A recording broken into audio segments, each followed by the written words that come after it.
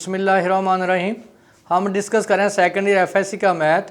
Previous lecture में हमने chapter number 4 को डिस्कस किया। आज हम उसका सबसे इम्पॉर्टेंट टॉपिक डिस्कस करेंगे, distance of a point from a line, कि एक पॉइंट का एक लाइन से कैसे फासला फाइंड करते हैं। हमारे पास लाइन है AX plus BY plus C = 0। ये हमारे पास पॉइंट है Px1 y1। तो एक लाइन का एक पॉइंट का एक लाइन से फासला कैसे फाइंड करते हैं, ये वाला फासला मेजर कैसे फाइंड, जिसको मैंने D से नोट किया। पॉइंट P का लाइन L से फासला कैसे फाइंड करते हैं, तो देखें कैसे फाइंड करेंगे। जो आपके पास पॉइंट है ये आपके पास x कोऑर्डिनेट है, और जो ऑर्डर पेयर का सेकंड एलिमेंट होता है वो आपके पास क्या है, y कोऑर्डिनेट है। इसका मतलब कि x की वैल्यू x1 के इक्वल है और जो y की वैल्यू है वो y1 के इक्वल है। तो देखें एक पॉइंट का एक लाइन से कैसे फासला फाइंड करते हैं। वो जो पॉइंट है उसके बाद वो लाइन में रिप्लेस कर देते हैं। x की जगह पे आ जाएगा x1, ax1, y की जगह पे आ जाएगा y1, by1 plus c magnitude, यानी उसकी एब्सोल्यूट वैल्यू। क्योंकि एब्सोल्यूट का मतलब है कि डिस्टेंस है, डिस्टेंस हमेशा क्या आता है, पॉजिटिव। अगर नेगेटिव आएगा तो एब्सोल्यूट को क्या कर देगा, पॉजिटिव, ओवर x के कोफिशिएंट का स्क्वायर प्लस y के कोफिशिएंट का स्क्वायर। ये हमारे पास फार्मूला है कि distance of a point of from a line, कि एक पॉइंट का एक लाइन से फासला कैसे मेजर करते हैं।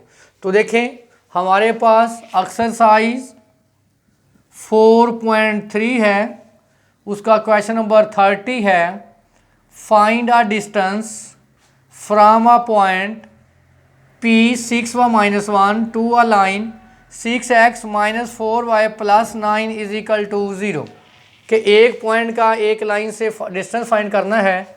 देखें लाइन हमारे पास गिवन है, लाइन हमारे पास 6x - 4y + 9 = 0। पॉइंट P हमारे पास है 6y-1। तो देखें हमारे पास ये x की वैल्यू है और ये हमारे पास y की वैल्यू। x की वैल्यू हमारे पास यहाँ 6, y की वैल्यू हमारे पास यहाँ -1 है। तो फाइंड करें डिस्टेंस फार्मूला क्या था, ax1 plus by1 plus c magnitude, यानी उसकी absolute value, over a² plus b²। तो देखें एक लाइन का एक पॉइंट से कैसे फासला फाइंड करेंगे। देखें ये पॉइंट आप पुट कर देंगे, x की जगह पे आप लाइन में 6 पुट करेंगे और -4, y की जगह पे आप -1 रिप्लेस करेंगे प्लस 9 एब्सोल्यूट, ओवर x के कोफिशिएंट का स्क्वायर प्लस y के कोफिशिएंट का स्क्वायर -4 का स्क्वायर। तो ये हमारे पास आ जाएगा 36 negative positive plus 4 plus 9 magnitude, over हमारे पास आएगा 36 प्लस 40। तो डिस्टेंस हमारे पास आ गया 49 एब्सोल्यूट, ओवर सॉरी आएगा 16, 4 का स्क्वायर 16। तो ये हमारे पास आ जाएगा 52। तो डिस्टेंस हमारे पास आ गया 49 और 52।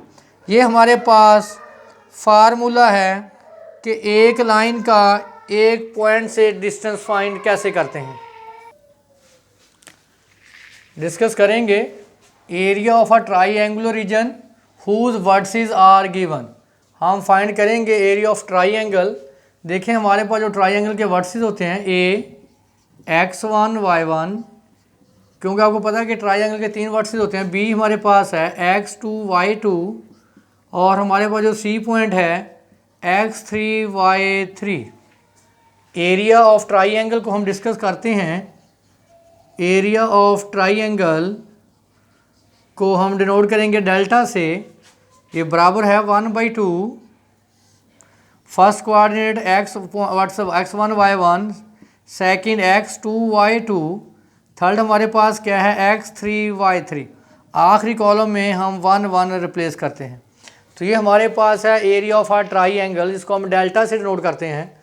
अगर आपको याद हो एक्सरसाइज 4.1 में हमने डिस्कस किया था कोलिनियर पॉइंट्स को, कोलिनियर पॉइंट्स। तो कोलिनियर पॉइंट्स में क्या था आपके पास, अगर याद हो आपको, x1 y1 1, x2 y2 1, x3 y3 1 is equal to 0। आपने पढ़ा था कि अगर आपके पास 3 पॉइंट्स कोलिनियर हैं तो आपके पास उसका डिटर्मिनेंट किसके इक्वल आ था, 0 के। अगर आप देखें, अगर आपके पास ये डिटर्मिनेंट अगर आपके पास 0 हो तो देखें आपके पास जो एरिया ऑफ ट्राइंगल बनेगा, एरिया ऑफ ट्राइंगल बनेगा आपके पास 1/2। अब आप देखें इसकी वैल्यू किसके बराबर है, 0 के। 0 इसका मतलब आपके पास जो एरिया है वो क्या आ गया, 0, यानी डेल्टा की वैल्यू आपके पास क्या है, 0। यहाँ से ये क्लियर हो गया ये नोट। अगर आपके पास एरिया ऑफ ट्राईएंगुलर रीजन, अगर आपके पास ट्राईएंगल का एरिया 0 आए तो इसका मतलब जो आपके पास पॉइंट्स होंगे, सो पॉइंट्स आर कोलिनियर। इसका मतलब जो पॉइंट्स होंगे वो आपके पास कोलिनियर्स होंगे। अब हम डिस्कस करेंगे एक्सरसाइज 4.3 है, उसका क्वेश्चन नंबर 31 है, find area of a triangular region. देखिए हमारे पास पॉइंट ए है 5/3, पॉइंट बी है हमारे पास -2/2 और सी पॉइंट है 4/2। तो देखें ए पॉइंट x1 हमारे पास 5, y1 हमारे पास क्या है 3, यानी x coordinate x1, y coordinate y1। इसी तरह x coordinate x2, y coordinate y2। इसका मतलब x2 is equal to -2, y2 is equal to 2। इसी तरह point C x coordinate x3, y coordinate y3। तो हमारे पास x3 है 4, y3 की वैल्यू हमारे पास क्या है 2। फाइंड करें एरिया ऑफ ट्राइंगल। तो किससे हमने नोट किया था, डेल्टा से। 1/2 x1 y1 1, x2 y2 1, x3 y3 1। तो फाइंड आउट करें area of triangle. 1/2 x1 y1, 5/3 -2/2, 4/2, 1 1 1। कैसे डिटरमिनेंट को एक्सपेंड करते हैं, पॉजिटिव नेगेटिव पॉजिटिव साइन के साथ।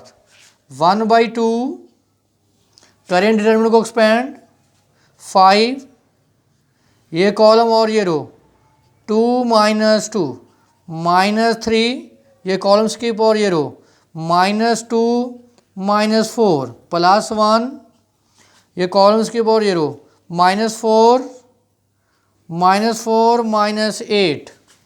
तो 1/2 0 -603 +18 और -12। तो हमारे पास एरिया क्या आ गया, 1/2 12 18 -12 क्या आ गया 6। हमारे पास एरिया क्या आ गया 3 स्क्वायर यूनिट, क्योंकि एरिया शो करता है आपके पास लंबाई यानी लेंथ और विड्थ को। तो क्योंकि दोनों का यूनिट सेम होगा इसलिए हम साथ लिखते हैं स्क्वायर यूनिट। इसी तरह हमारे पास क्वेश्चन नंबर 32 है, 3 points are given A B C, by computing area check whether points are collinear. कहता है एरिया फाइंड करें और साथ ये भी चेक करें कि ये पॉइंट्स कोलिनियर हैं या नहीं। देखिए मैंने नोट लिखा हुआ है, अगर आप ट्राईएंगल का एरिया फाइंड करें, एरिया अगर 0 आ जाए तो इसका मतलब है वो पॉइंट्स कैसे हैं, कोलिनियर। अगर आप देखें क्वेश्चन नंबर 31 को देखें, इसका जो एरिया है वो नॉट इक्वल टू 0 है। इसका मतलब है जो पॉइंट्स ए बी सी हैं ये यहाँ पे नॉन कोलिनियर पॉइंट्स हैं। तो क्वेश्चन नंबर 2 को देखें, ए पॉइंट है 2 व 3, बी पॉइंट है -1 व 1, सी पॉइंट है 4 व -5। तो देखें फर्स्ट एक्स कोऑर्डिनेट और सेकंड क्या है वाई कोऑर्डिनेट। इसका मतलब x1 की वैल्यू 2, y1 की वैल्यू 3, इसमें x2 की वैल्यू -1, y2 की वैल्यू +1। यहाँ पे आप क्लियर कर लें, x3 की वैल्यू 4, y3 की वैल्यू -5। हम फाइंड करेंगे एरिया ऑफ अ ट्राइंगल। तो देखें ट्राइंगल का एरिया कैसे फाइंड करते हैं।